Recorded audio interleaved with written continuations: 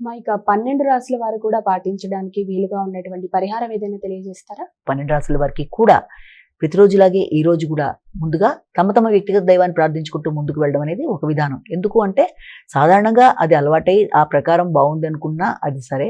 దాంతో పాటుగా మీకు సమయము, ఆసక్తి అలాగే అవకాశం కూడా ఉన్నట్లయితే తప్పనిసరిగా ఈ రోజున మీరు ఆదిత్య హృదయం చేయడం కానీ లేకపోతే వినడం కానీ, ఎందుకంటే చేసేటప్పుడు మీకు అందులో స్పష్టత లేనట్లయితే లేకపోతే ఏదైనా క్లిష్టంగా ఉన్నట్లయితే తప్పులు దొరికే అవకాశాలు కూడా ఉండే అవకాశం ఉంది. కనుక వీలైనంత వరకు చేసుకోగలిగినా లేకపోతే విన్నా ఏదైనా సరే చేసుకున్నా విన్నా మంచిదే. కాబట్టి ఆ విధానంలో మీరు ముందుకు వెళుతూ ఈ కార్యక్రమాన్ని చేసుకుంటూ, అలాగే మనకి సూర్యుడు ఆరోగ్యకారకుడు కూడా కాబట్టి ఆయన ప్రత్యక్షంగా కనబడుతూ ఉంటాడు. కాబట్టి ఆరోగ్యం భాస్కరాదిత్య అంటారు. కాబట్టి సూర్యనారాయణ స్వామికి నమస్కారం చేసుకోవడం, అలాగే దాని తర్వాత తప్పనిసరిగా ఈ ఆదిత్య హృదయం అలాగే అరుణం లాంటిది వినడం, అలాగే ఆ యొక్క ఆదిత్యుడి యొక్క నామాలన్నీ కూడా వినడం, ఇలాంటివన్నీ చేసుకోవడం బట్టి చాలా వరకు ప్రయోజనకారిగా ఉంటుందని మనం గమనించుకోవాలి.